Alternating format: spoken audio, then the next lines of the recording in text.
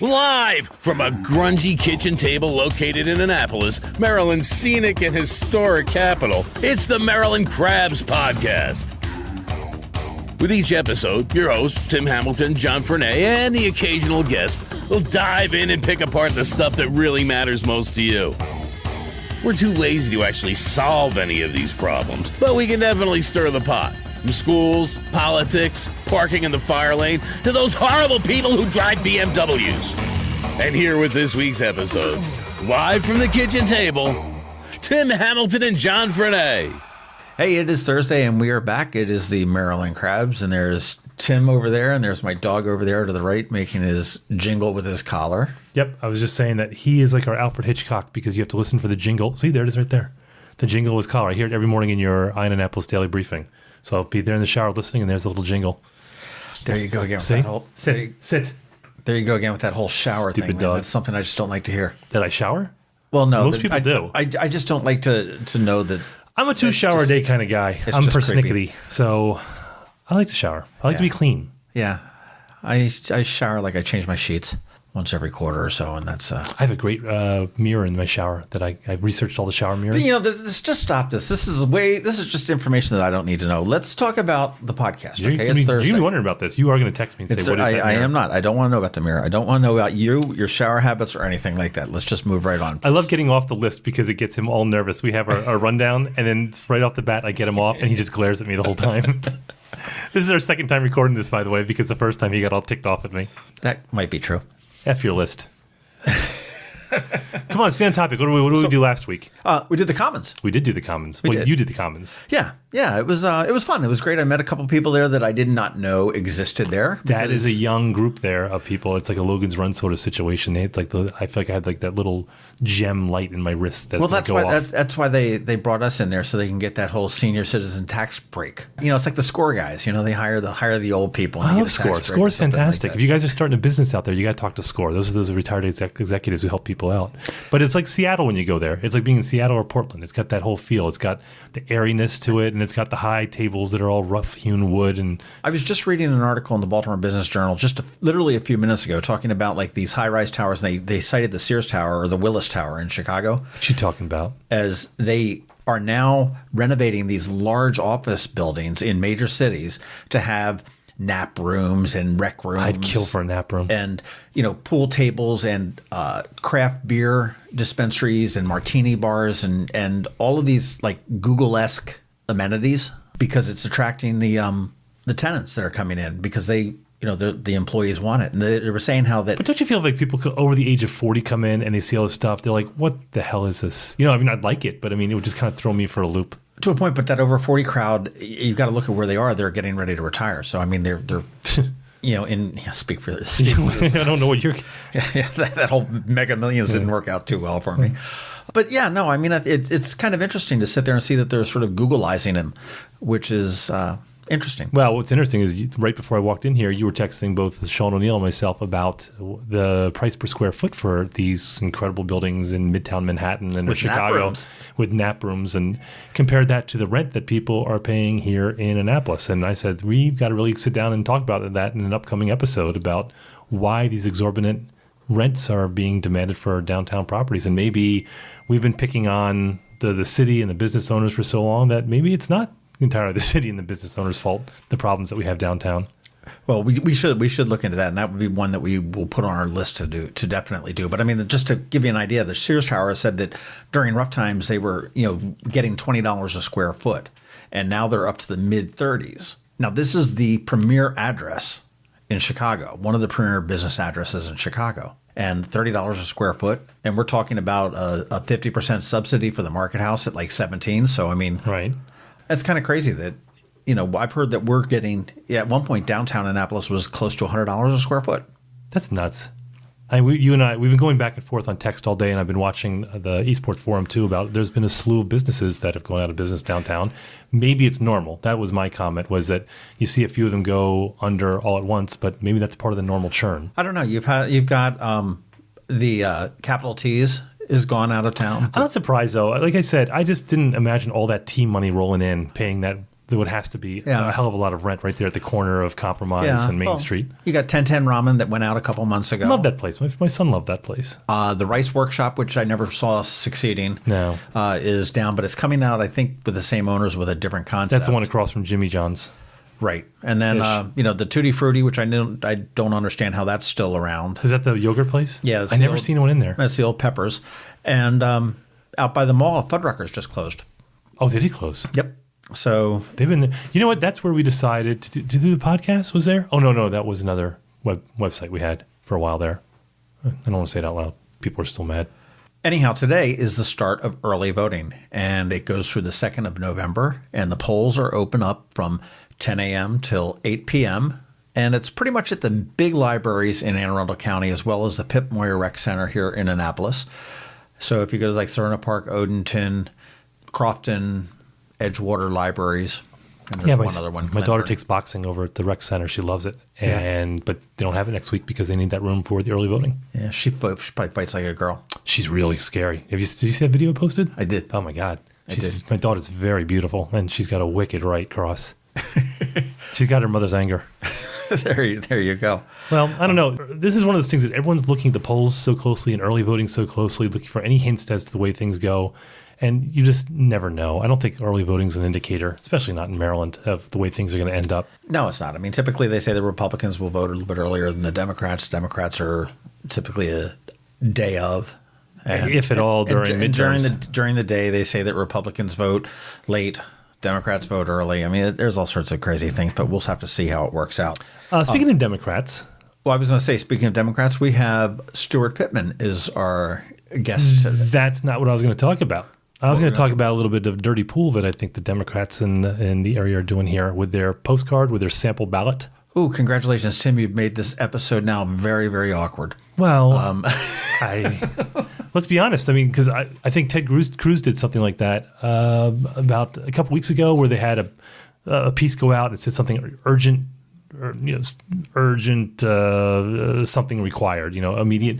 And for the Republicans, many of whom tend to be older, this is your Publishers Clearinghouse crowd. It looked like an official document that required them to do something, and the Democrats screened foul. But so we had a sample ballot go out here that looked like it was an official ballot, but it's a election piece. It was Anne Arundel County United slate, which is chaired by Mary Ann Love, who's a former delegate, as well as Virginia Claggett is the treasurer, and she's also a former delegate.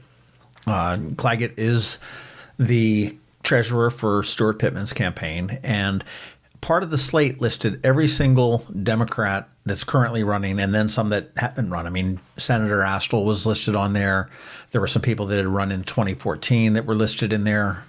And it was a fold-out piece. It said, your official sample ballot and, pull this open to reveal, the sample ballot and how you should, and everything else. But aside from the authority line on the front where it's addressed, and incidentally, the return address was the campaign headquarters of Speaker Bush, Sarah Elfreth, Alice Kane, and Steuart Pittman.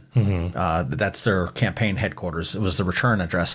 But you opened it up, and it was just pure Democrat names. There was none other. But they also had words that said, if you've got any questions, call us. And they listed this is where they got in trouble. They listed the Board of Elections phone number along with their website. Right. So if you missed the line on the bottom of the address label that said paid by Anne Arundel County United, you would totally think that this was coming from the Board of Elections. And the Board of Elections attorneys slapped them down with a cease and desist letter yesterday morning. And, they said that, okay, well, we're not going to do that again. Right. Well, and again, I'm not doing a false equivalency. Everyone's kind of doing it. But at the same time, it's this election has been across the board, across the country, has been just the messiest pile of goo I've ever seen I can't wait for this to be done. That's true. I think next week I'm working on my predictions for the results. We'll see how they come out. I don't know, man. This blue wave that everyone's been talking about. It ain't happening. I don't know, man. And I think if we go back on one of these podcasts, you'll see that I've said that for a while. I said it's not a blue wave. I don't think it's a red wave, but I mean I think it's just not there. No, I mean I think just in general, I think that the Republicans retain and maybe pick up a couple Senate seats, but if the Democrats take the House, I think it's going to be a squeaker. I don't think it's going to be this just tsunami that they've been talking about. I wouldn't be surprised to see the Democrats on a national level take over a little bit. I agree with you. I don't think it's going to be much. Yeah. Pick up a couple. I think you're going to find, contrary to what a lot of people think here in town, I think you're going to find that the Republicans in the state of Maryland that are for state jobs or lower will do very well. Do you really? Yeah, I do. I don't think there's any kind of a wave. I don't even think there's a ripple coming here. I mean, I think some seats will probably flip over, but I don't see this big, giant blue wave where a bunch of the few Republicans that are in office are losing. I will say this too, that if you're an election pundit or if you are an election consultant or that's how you make your money, at this point, I think you have no idea any better than anyone else. I think that if you're campaigning like it is 4 years ago, you're done. I listened to Crooked Media, and that's Pod Save America. Right. They're very left-leaning, obviously. But one of them says, if you have if you have an election consultant who's encouraging you to sink your money into mailers, fire him. He goes, that's not how it's won anymore. He goes, it's all digital. It's all online. He goes, that is the new reality of this.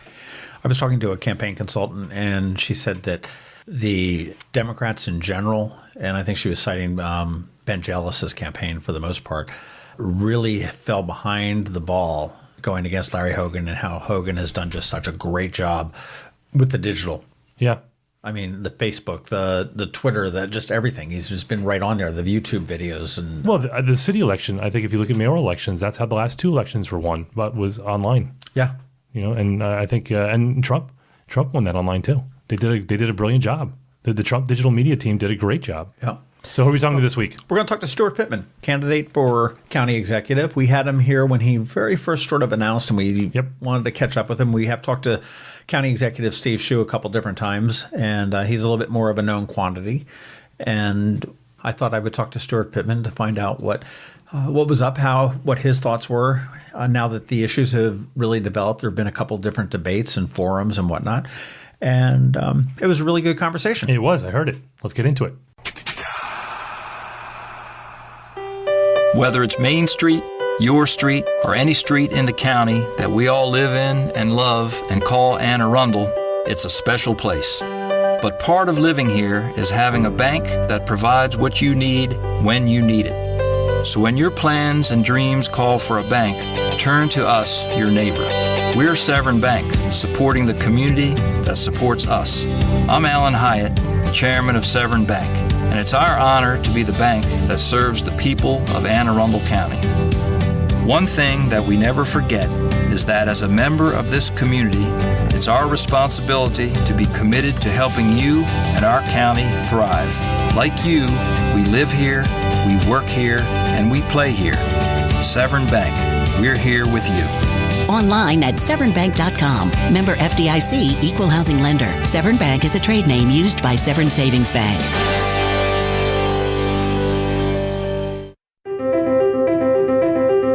When you think of Watermark, you probably think of Harbor Queen. You know, the big white boat that sits down at the end of City Dock. But did you know that Harbor Queen is much more than just a visitor attraction? That thousands of local school children take field trips aboard it every year to learn about the Chesapeake Bay and our region's history. But that's not all you don't know about Watermark.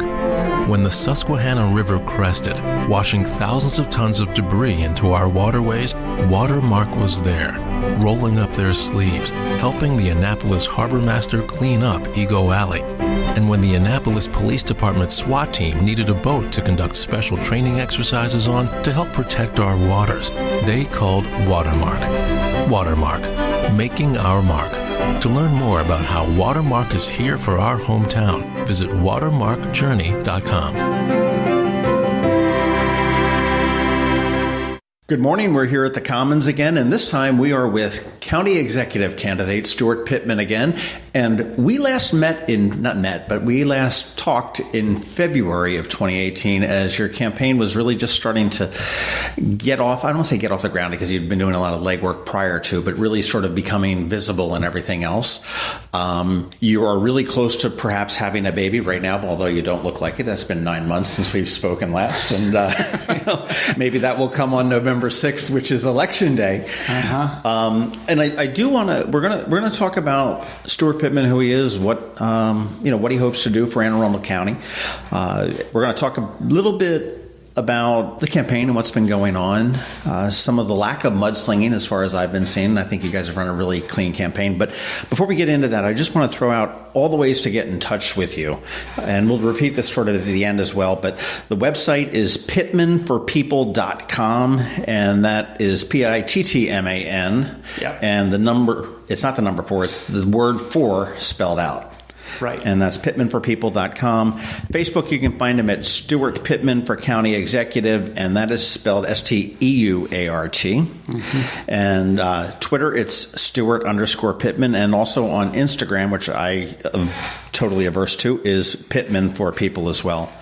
And his home phone number is, and he appreciates calls at 2 a.m., but his email would be info@pittmanforpeople.com as well.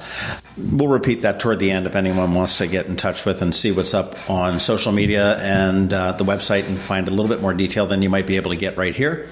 And I do encourage everybody to do that because a informed voter is a good voter. Well, thank you for the free advertising. That sounds like it's... Yeah. And on that, I will say that this is not a paid podcast. This is nothing there. You do advertise with me on Ion Annapolis, as does the county executive, Steve Shue. And I always laugh because the deal that I said when I talked to you way back when, and also the county executive Shue, is that I don't get into... Yeah, Steuart, he's the guy, man. You got to vote for him. It's Steuart Pittman is running for county executive. Here's his website. Here's his, it's very, very neutral. But every time I post that onto Facebook, I get the, oh, yeah, you're in the bag for Pittman. And next week it'll be, oh, yeah, you're in the bag for Shue. Yeah. And it's like, Well, we have strong followers who like to have their views known. But yeah, no, Mr. Pittman does advertise with us, and all candidates were welcome to do. We approached everybody, and that was their choice to make, which is fine. I do appreciate it. And you're one of the first checks we wrote was to get on your website. Well, let's talk a little bit about. Your big 3 prongs on this campaign really kind of have been environment, education, and government reform. And to go along with those, you seem to have really racked up some endorsements to go, to bolster those as well. On the environment, I know you're having and I don't know whether it's today or tomorrow, you're announcing a... Oh, it's supposed to be a secret, but it's at 1 o'clock. Yes, we're doing a press conference. Actually, we're going to cut that out because this will air after that. Okay. So now that I think about that, but it was... it's not on the environment... one of the things that you were very opposed to was or I don't say opposed to, but when the county executive purchased land, Turtle Creek down in South County, to preserve, and there was, you had questions as to whether that was, a tit for tat kind of a deal with a developer buddy on that. He's looked to purchase land up in Brooklyn, and most recently there was another one, I believe, out in Millersville that they were talking about for open space and schools and parks and stuff like that. On the surface, that seems like a very good deal. We need to preserve open space, but you claim that the devil's really kind of in the details. Yeah, and I did not oppose purchasing the Turtle Run land, and I don't necessarily oppose purchasing the rubble landfill from Bell Grove Corporation up in Brooklyn Park. My number one concern is taxpayers' dollars. So the Turtle Run situation was interesting because Charlie Snyder, that was trying to transfer his development rights into the critical area to be able to build a bunch of houses down there near Churchton on the water. He had been actually referred for criminal prosecution by Leopold for cutting down trees illegally, and the guy had gotten in trouble. He had been trying for years to get to develop that land, and he'd been busted. So when Steve Shue came in, he wrote him a lot of big campaign checks, and this is something that I'm harping on, and I'm gonna push hard when I'm elected to ban all campaign contributions from developers when they have applications in the pipeline, because this is the kind of thing that happens when that does make sense. As tough as it is to say, money does corrupt, and I think It makes total sense. It's been done. It's been done in Prince George's County when they had a real corruption problem, and it's helped. It's been proposed in Baltimore County. Same bill. It's not saying that they can't participate in the democracy. It's saying that when they have an application pending, that they can't contribute. Now, Steve Shue has said publicly. He said at the candidates forum that his policy is to return checks from businesses that have applications before the county.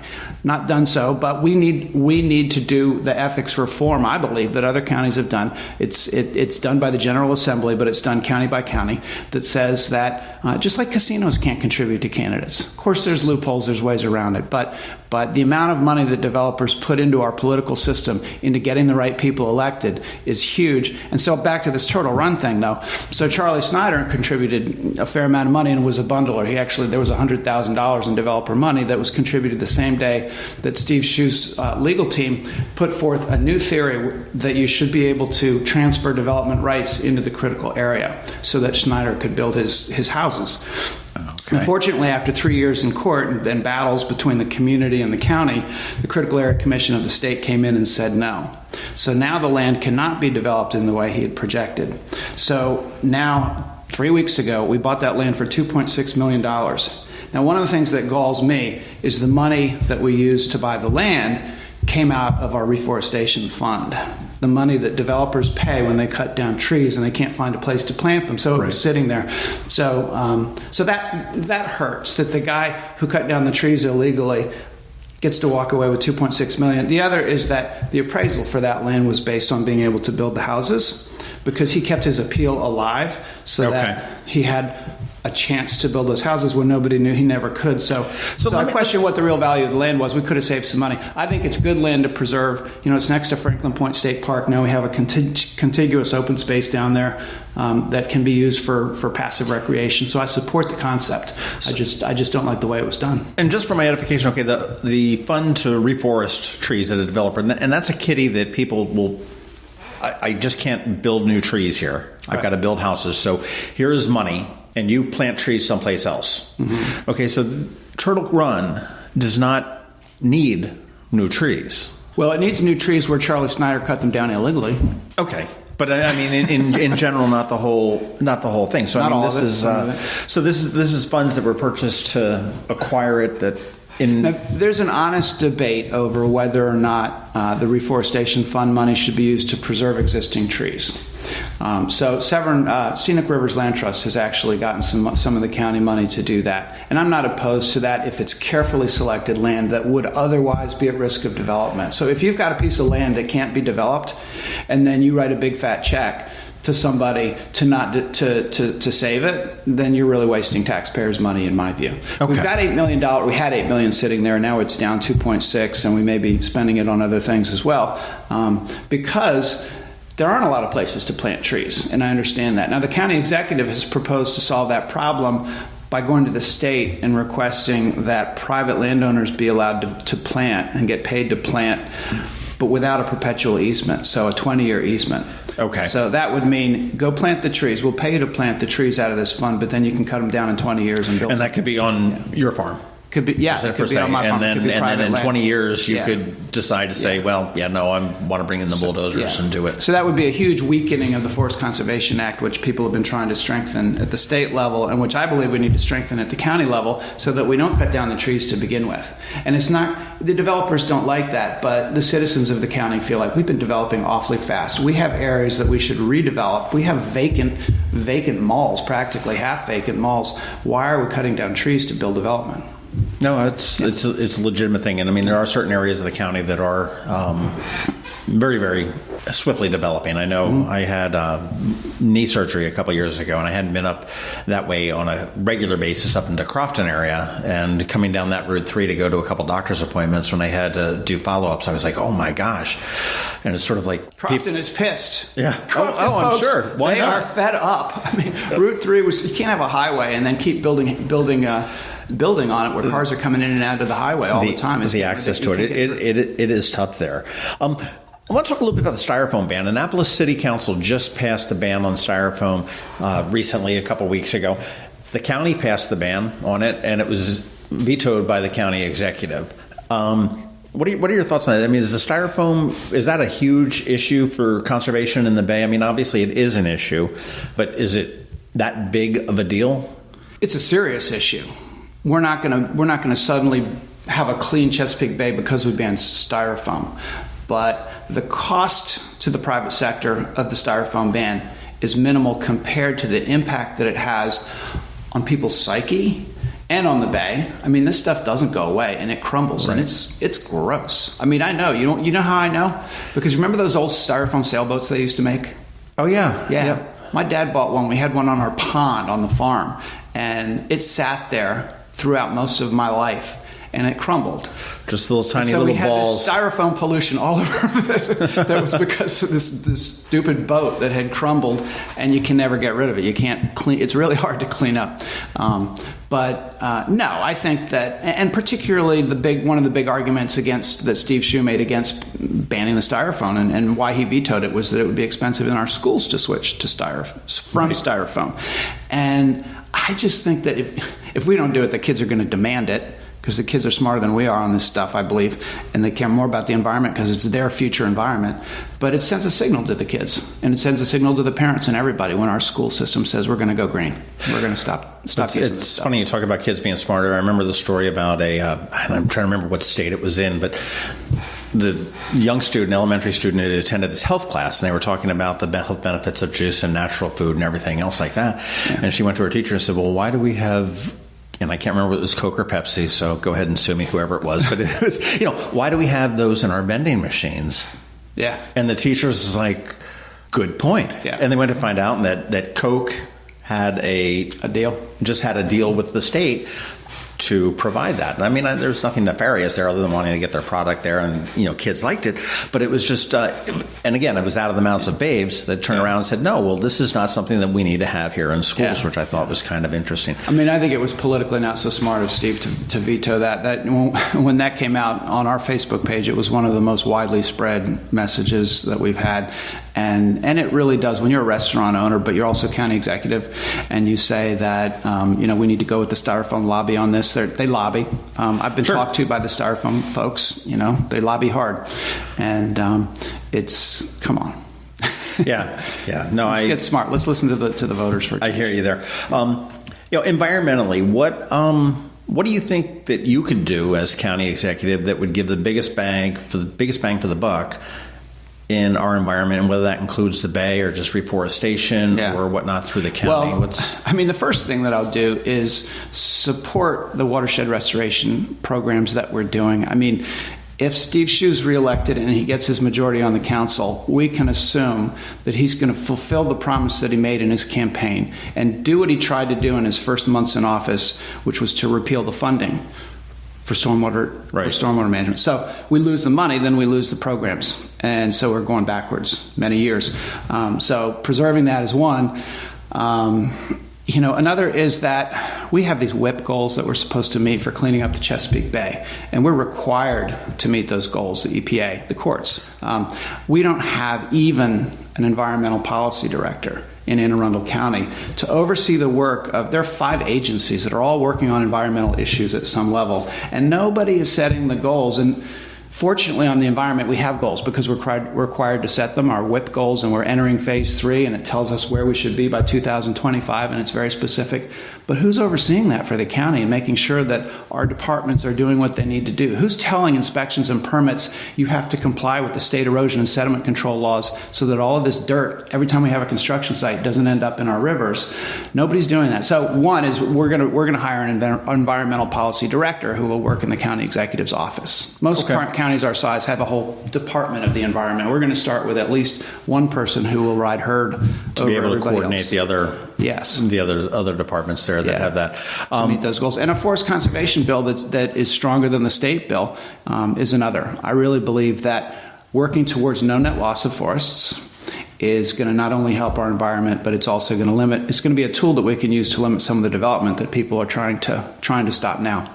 Okay. I'm going to slide over into education. You received in Maryland, the coveted teachers endorsement. And I could argue, it's arguable, I guess, whether our teachers are underpaid. I mean, I can I can go back and forth on that, depending on who I'm speaking with. But they certainly are underappreciated. And they've been screwed because of the recession. They have been promised a lot of things that they have not received. And they're, to use a term that you used about Crofton, they're pissed. Mm-hmm. Yep. And I mean, we are way behind in keeping our promises to them. And you have promised to right that ship, or take big steps to right that ship. Yeah, So I would argue that they are underpaid. And here's why. They're paid less than all the neighboring counties. So if we want to have a good school system and we don't want to continue to decline, we need to compete with Howard, Prince George's, Baltimore County, and all of the counties around us are paying their teachers more than we are. And one of the reasons for that is that when they all got hired, they had in their contract that they would get annual step increases in addition to whatever cost of living the county was able to provide. Right. But that was in their contracts. So during the recession, they did not get them. They didn't get them in a lot of other counties as well.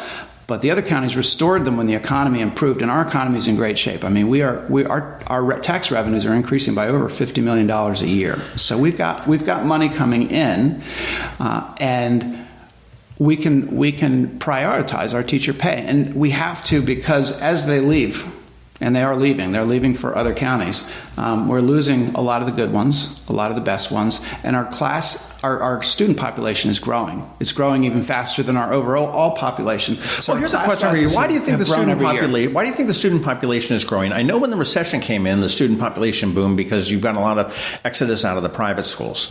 A lot of people are like, okay, I'm in a recession now. I can't afford the $20,000 at Severn or at Key School or something like that. We need to slide our kids into there. And that was something that the school district had said that was a reason for the increase from, I think, 77 to like 80. I think we're at 84,000 or something like that right now. But now with the economy booming, you would think it would be the opposite. Why do you think there's a difference in? Because the families that are moving into the county are families. We don't have senior citizens moving in at the rate that we have young professionals moving in. Therefore, you're in support of Crystal Spring, right? No. I said we don't have senior citizens moving in at that rate. Right. I mean, yes, we do need places for senior citizens to live, but they're not flocking to Anne Arundel County. The people flocking to Anne Arundel County are coming here, to work at to work at Fort Meade or work at NSA. Okay. Or they're working in these jobs, and they're professionals, and they tend to have families. Okay, fair enough. But so getting back onto the teachers, though, I mean, you're looking to free up the money that we've got off of the income that we're receiving and everything else, and to turn around. How long is that going to take? Is that something that's doable in 4 years or 8 years? I'll tell you how we're going to do those step increases. If the voters in November vote yes, we need to fix the fund, the education trust fund, the money that we got from the lotteries that we get from the casinos. And that's a state question on the ballot. It's a state question on the ballot, and everybody knows that the voters are going to say yes on that question. And what that's going to mean is that money that was being taken out and put into the general fund from the education trust fund, it was being transferred over. Over 4 years, they will close that. They won't do it all at once. Over 4 years, because if they did it all at once, the state would go broke. They've been depending on that money. So the Anne Arundel Teachers Association of Anne Arundel County has calculated their projected revenue for Anne Arundel County from that change, and they believe that within 4 years, by the end of my first term, all of those step increases that those teachers did not get would be restored. So that would be great. So there's potential to catch up everybody 100% at the end of 4 years, and that would include the step increases that may be coming up in the next 4 years as well. Yep. Yeah. So we maintain the ones we have. Yeah. And at that point, when they're all caught up, at that point, would we be competitive with Howard and Montgomery and the other? Depends on what they do. They may outdo us. We don't know. But that's a goal, is to be we're the fourth richest county in the state. We're the 23rd richest in the country, and our tax base is strong. Partly because of all the development, I do have to say. Mm-hmm. We had a 24% increase in 2017 over 2016 in new home closings, and it was a record. I mean, it was, and we are growing by leaps and bounds, and there is revenue from that. And people's incomes are growing as well. Our median income is up over $90,000, and we have an income tax in Anne Arundel County. So revenues are strong, which is why both I and Steve Shue are saying we're going to pay teachers more, as well as firefighters and police. But the folks who are in those groups don't believe him, and they believe me. Okay. You said that with county executive right now is currently all about, and that sounds like he's flip-flopping, but he's always been currently about smaller neighborhood schools. I mean, he's building the Crofton High School and feels that they're too big as far as education. Do you agree with him on that, or do you think that? I think that's a completely political statement. Everybody loves the notion of little neighborhood schools, right? One-room school home. Yeah. However, not everybody in high school wants small schools. I'm not saying I'm opposed to small schools, but there are larger schools, like larger universities, provide more diversity of what you can take and what kinds of classes are offered. However, to say that we're going to have smaller high schools, we're going to double the number of high schools, I mean, that's going to take at least a generation to do. And to say that we're doing it already, Crofton High School is not much smaller. Crofton High School is a large school. It's nowhere near his standards. And what we're actually doing is we're following the recommendations of the report that we have on school facility construction. And I feel that we should stick with that report. It's been approved by the school board. It's been supported by the administration that runs the schools. It does move towards somewhat smaller schools, but we're not doubling the number of schools. The only reason we would double the number of schools is if we double the population. So if he's got a plan to pave over Anne Arundel County and make it like Arlington and Alexandria in one big city, yeah, we're going to need to double the number of schools. But nobody's talking about high schools that are half the size of what we're building now. It's just not happening. It's not in the plan. Okay. It's a joke. All right. Really? Every administration, from dog catcher to the president, has always talked about government reform, and most lately is more transparency in government and everything else. 8 years ago, under former county executive John Leopold, there was a fairly thick smoke screen that was there. Some might say it was tinted windows in the back of a car in a parking lot in a bowling alley. But County Executive Newman came through, and she really moved that needle on transparency with her administration. And she had to get rid of a lot of the folks who worked there to make it happen. Steve Shue, when he came in after County Executive Newman, he also moved that needle a little bit, I believe.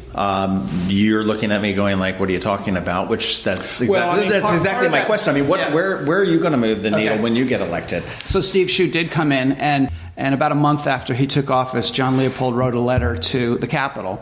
As he's prone to do. Bragging about the fact that Steve Shue had hired 18 of his key people back. So the Leopold team was back in place. And what I've argued is that part of the reason that the county executive can't get along with the auditor, and the auditor has to fight to be able to investigate the departments of county government and even introduce a charter amendment to do so. And the reason that the county council has been so frustrated and he can't get votes on the county council is because there's lack of transparency. Those same folks came in, and they feel like their job's to protect the boss as opposed to serve the citizens, and it's the same people. They were trained to do that under Leopold. So my view of it is very different. I've done our campaign. You know my history is community organizing, right.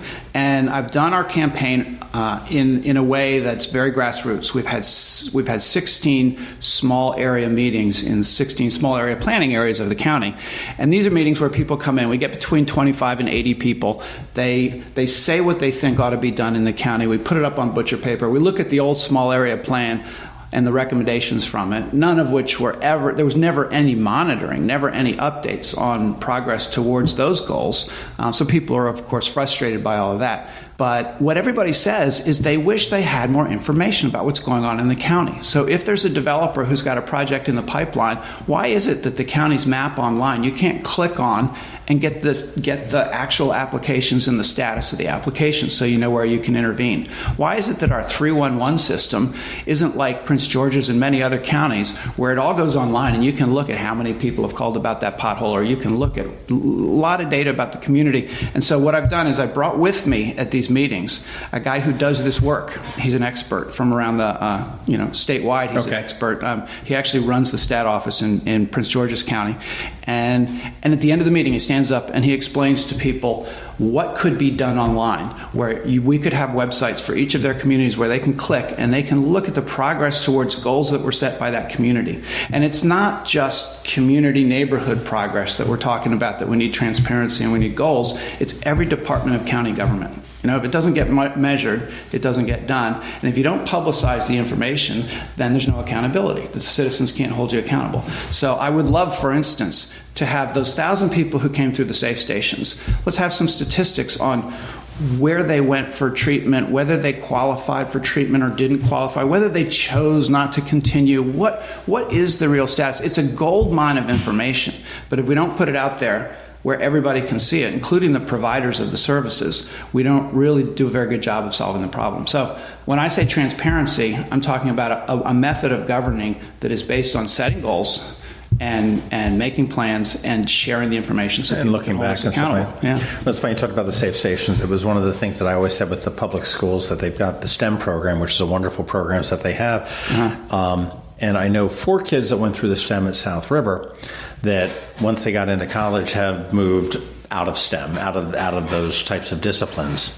And I thought it would be very interesting to take a look back on that and say, okay, well, out of our X thousands of STEM graduates 5 years ago, 10 years ago, how many are working in the science, the engineering, the mathematics fields, or how many have left? And to find out why, because I think that would be very beneficial to really refining the curriculum and figuring out how to make it as effective as it possibly Maybe they just could learned be. what they don't like. That's what happened to me. Yeah. I swore I was going to be a veterinarian all through my childhood years. Yeah. First semester of college, when I took physics and chemistry, I just didn't want anything to do with the sciences. Said politicians are much more, much more admirable thing there. We got to talk about the ethics and the election complaints a little bit there. And you had a complaint filed against you for a couple weeks where you had sent out emails that did not have an authority line, which is a fairly relatively common mistake for a grassroots campaign that is even operating on a shoestring budget. Even the most seasoned politician will do that. Yeah, what happened is that we had authority lines and everything. It says, by authority, Friends of Steuart Pittman, Virginia Claggett Treasurer. It's election law that requires you to put that on everything. And we had our e-blast going out with that. And then when we changed the format of the e-blast, somehow it got missed. And then a couple of them went out. And then we weren't aware of it. Nobody mentioned it to us until we did get a notice from the Election Commission that some private citizen, we assumed, had noticed it and filed a complaint. So of course we fixed it, and that's the last we heard of it. This was weeks ago. So yes, I thought it was interesting that the chair of the Republican Party, Dirk Hare, whose wife is running for county council on the shoe slate, actually asked us to remove our ethics violation complaint in return for them dropping the complaint about our authority line. First of all, they don't have the power to drop the complaint about our authority line, and we don't have the power to drop the ethics complaint. I mean, and I don't think we're the only ones who put it. The Crofton residents who got that email from Steve Shue, the ethics complaint, I'll give you the background just quickly for listeners who don't know, is that I got a bunch of calls on Friday from people in Crofton who were livid because they had gotten from their constituent services, they send them emails because they gave them their names at meetings and things. So they got these emails from the county executive's office on county executive letterhead, basically defending his record on development issues with the Enclave and Two Rivers, but then taking me on by name and saying that I had misrepresented him. And it was a campaign hit piece, basically saying, I'm wrong. And actually his spokesman called me a liar later in the paper about it. And, this happens all the time, which I'm fine with. But people were upset about that. And the fact that it was done not as a campaign material, but it was done as... we filed a... Would it have been any different if he had not mentioned you by name? I think because coming out saying, "Hey, I understand there's some information that's out that I believe is misinforming you." Right.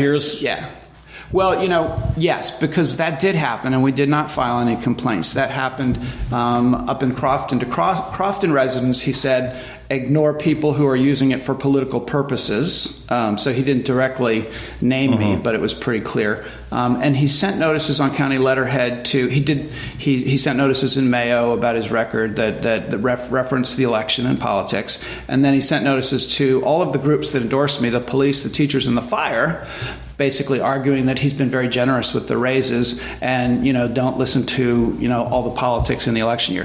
But we didn't file complaints on those because it wasn't such a blatant violation. It's questionable. But when you take on your opponent in the election by name, as was noted in the Capitol. That's very unusual. And what happens, and I don't know whether the Ethics Commission is going to get to it before the election and how they're going to rule. I mean, those guys are all appointed by the county executive. I don't expect a lot of action there, but I do think that it was important with so many of our followers complaining about this that we point out that that's against the law. Well, what is the recourse of the Ethics Commission? I mean, what can they do? They can fine him, I'm sure. I mean, the horse is out of the barn, to use a farm term for you, but it's... I'm not worried about...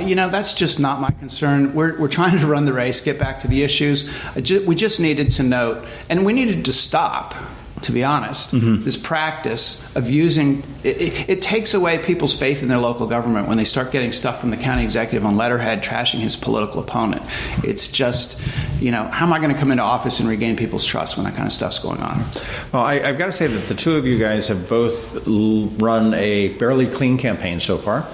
It has been a lot of issue focused. I've not seen, not that they don't exist, I haven't seen any of the ugly mailers that we saw. There have been some, actually. Yeah, I mean, we haven't put out any direct mail yet. Our first one's going out in about a week. He's put out about 5, and he's been on TV and radio. I mean, this is what makes me nervous about the election, is clearly we're winning among people who are paying attention and reading the paper. But, you saw the Capitol online thing from readers who had us up 65 to 35. But there was one. There've been some emails that have gone out, but there was one that was a public safety direct mail to voters, and it had a little box in it about my opponent. And I could actually read you what it said about me that I thought was, it doesn't bother me for him to attack me personally, but when he starts dividing the community and making people scared of each other, he says, "I am alarmed by my opponent's plan to release illegal immigrants charged with serious crimes into the community."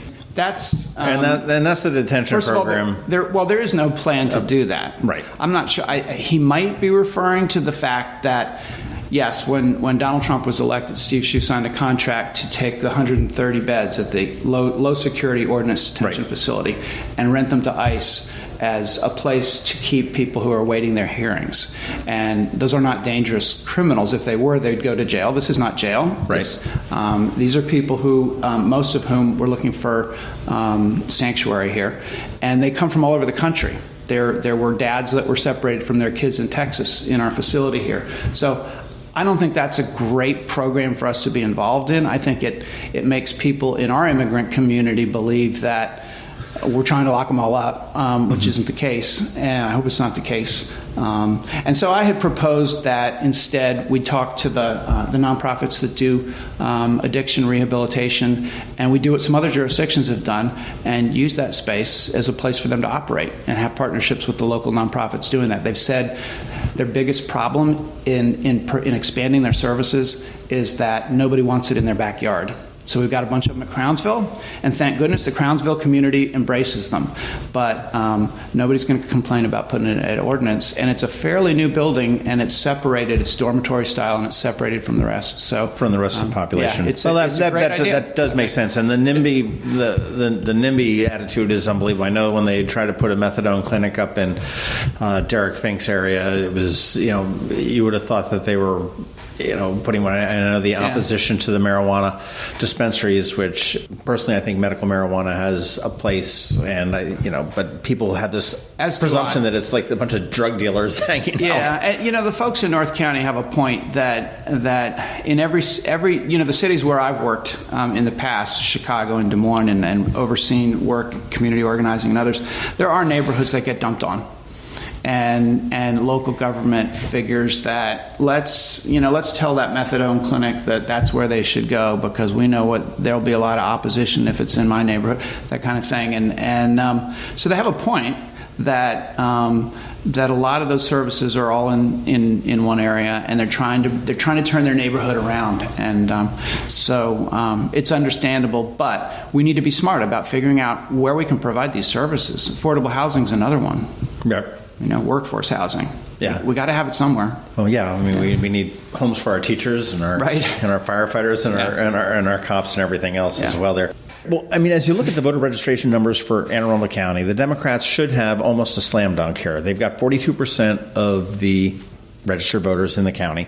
Republicans have 35%. And then there's this mysterious other of 23%. Right. And that 23% is about 88,000. I don't have the exact numbers here, but it's, and in 52 years that we've had a county executive, we've only had a Democrat county executive 2 times.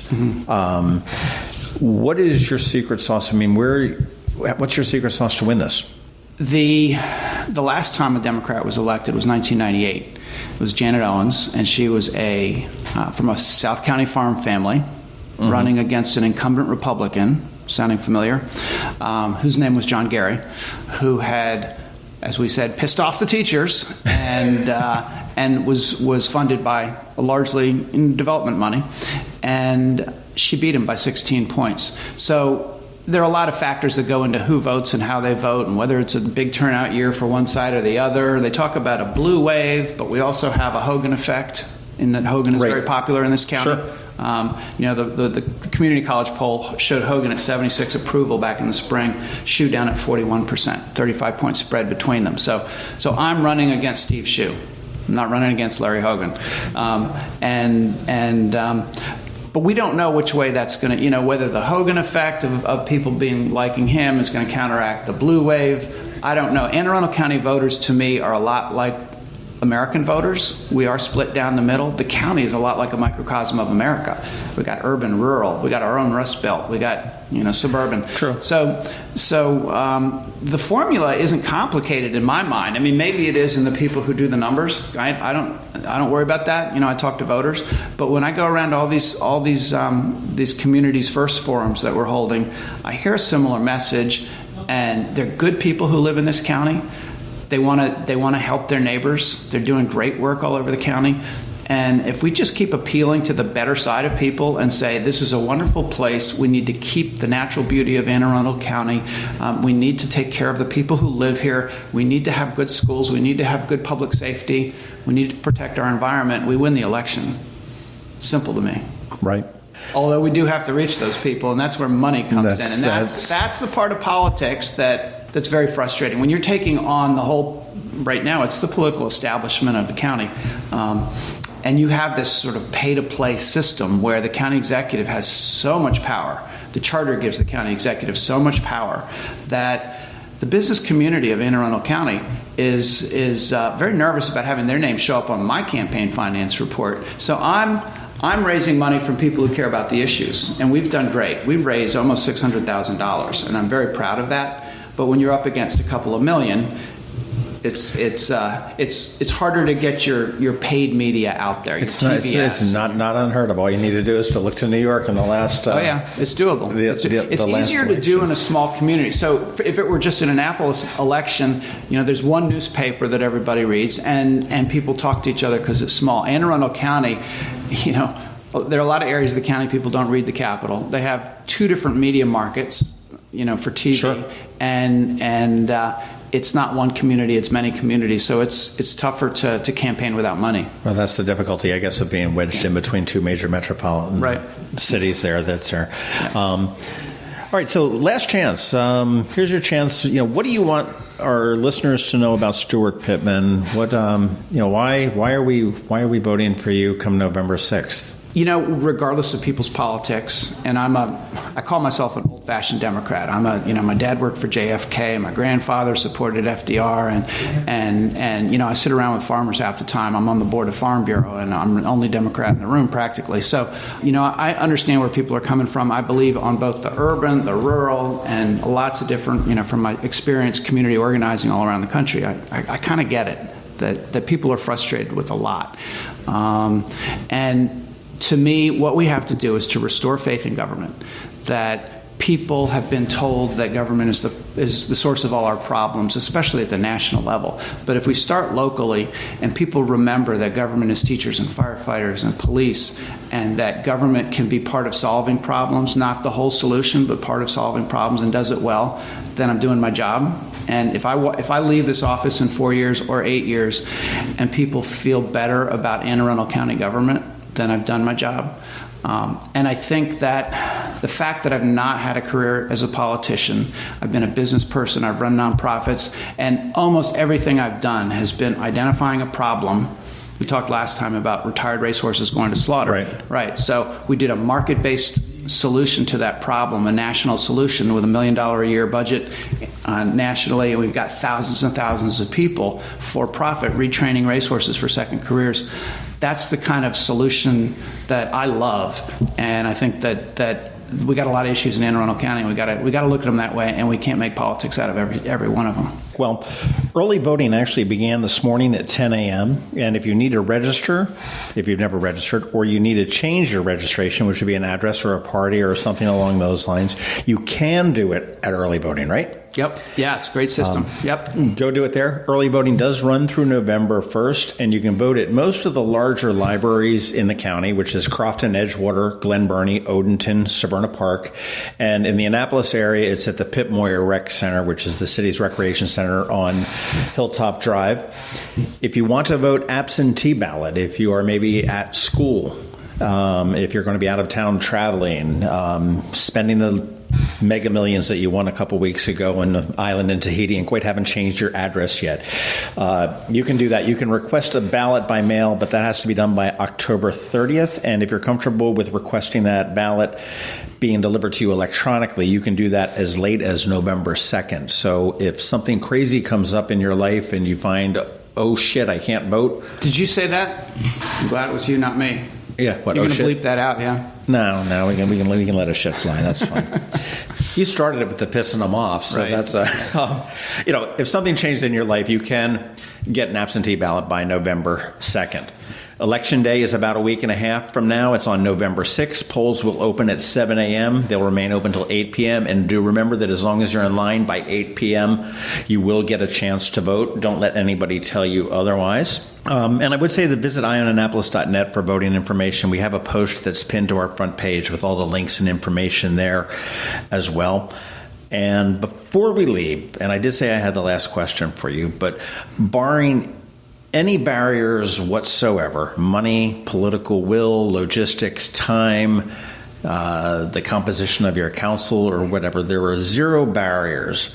What is the only one thing that you think Anne Arundel County needs right now?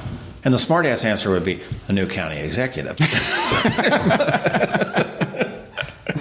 Yeah, I think I'll go with banning campaign contributions from developers when they have applications pending so that we can clean up the funding of our county and address some of these growth and development issues. And that would apply to presumably county council as well as... It's county council and county executive. Yep. Well, Steuart Pittman, candidate for Anne Arundel County Executive, thank you very much for joining us this morning. I appreciate your time out of your day. I know you're busy. You've got your third pair of shoes and fourth sets of soles, I'm sure, by knocking on the doors and everything else. People, learn more about it. Be an informed voter. Go to pittmanforpeople.com, and that's PITTMANFOR people.com to learn about Steuart Pittman. His Facebook page is Steuart Pittman for County Executive, and that's spelled STEUART. Twitter, you can interact with him. They are very good on that as well. Steuart_Pittman, and Instagram is Pittman for People. Throw him an email at info@pittmanforpeople.com if you've got a specific question. I have to say, from my years here and dealing with politicians and whatnot, one of the most approachable, it's pretty much a straight shooter. Thank you. All right. Thank you very much. And that was Steuart Pittman. Good job. Yes, it was. We were a little bit echoey. We were in the Commons. Yeah. That conference room has a little bit to be desired. Because it's so wide and open and airy and so tall and everything else. But that's okay. But we like it there. Mm-hmm. And we have beer. So now you know a little bit more about Steuart Pittman. Check out his website. Check him out on Facebook. And do your research in general. If you're going to get out there and vote, which you got to do between now and Election Day, which is November 6th? Yep. Get out there and find out about the candidates, whether you vote for red or blue. I don't care. I genuinely don't, because this is Maryland. But just do your research and your due diligence before you do that. And one thing I always suggest is that when you go to vote, don't vote because they're a Democrat or because this is the issue that everybody's pissed off about or whatever it is. Yeah, we have that luxury in this state. You turn around and you vote for who you feel and this goes on all levels, whether it's for county council, whether it's for county executive or delegate or whatever the heck you're going to vote for the person that you feel will do the best job for you. So we are such a blue state that it doesn't matter if you're a Republican, that gives you the luxury that you can vote for whomever you want. So if you see someone that's blue, that's going to impact your daily life. Well, if you see somebody that's blue, like give them Narcan because they're probably overdosing. Yeah. Okay. But I get it. But our boys up at Red Maryland, they put that out when we had them here last time. They emphasized that. They said everyone pays attention to all the national elections, but what affects your life are the local ones. And they're right. No one and I'm more guilty of that than most people. I pay attention to national. I'm obsessed with that. But it is the local ones that affect your day-to-day life. Those are the people who have impact on your life. Greatest story in the world was when Jesus? When Schaefer was the mayor of Baltimore, and cell phones were just sort of coming out, and he got a report, and he tells his driver, he says, or tell Public Works to go fix a pothole in front of Mrs. Smith's address. And it's like, okay, well, what's the address? He says, that's not my job. You figure it the hell out, but get it fixed by the end of the day. I love that guy. And it was, it was an old school. That was the one that told the cute little girl in the State House to turn around and walk out again because he wanted to look at her. Yeah. Which, by the way, let's think about that one for a second. That was bad then, but it was he got a pass because he was a cute old man, I guess. Yeah, but if you're here, again, don't look at party when you're on a local level. If you want to vote party on a national level, fine. But on a local level, it doesn't matter. Just pick the best person for the job. Seriously, I don't understand politics on a local level. What did someone say? Potholes don't have a party? That's true. I can't argue with that. That's probably some of the best advice. Yeah, okay. Do you know what's also good advice? To subscribe to us. To subscribe to us, exactly. What's even better advice? What? To rate us. Rate us, yeah. Last time you said give us a 4 or 5 star rating. I'm like, why no, Mr. Self-Esteem? Why'd you start with 4? Just give us a 5. I'm gonna be like that guy who sells you your car. You shut up. I'm gonna split it. No, it's a 5. Okay, rate Tim or John. Oh, you don't want to do that.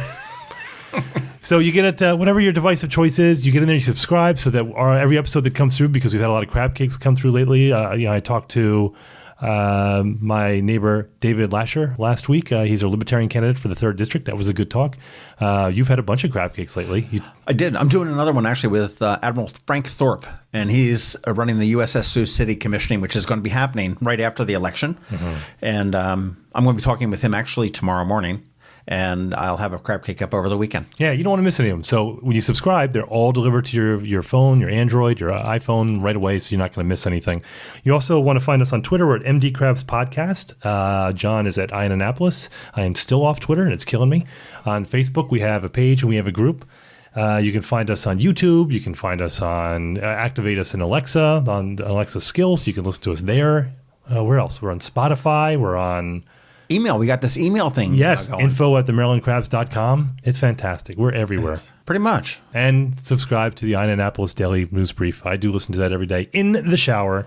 Stop it. Okay, is that it? That's it. We're done? Done. Next week. We'll see you. This has been the Maryland Crabs Podcast with Tim Hamilton and John Fernay. Sure to follow them in all the regular places, Facebook, Twitter, YouTube, and online at themarylandcrabs.com. Take a moment to rate us on iTunes. Now, get the hell out of my kitchen. Seriously, go!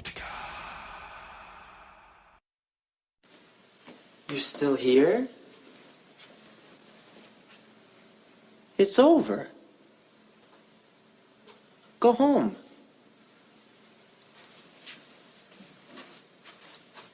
Go.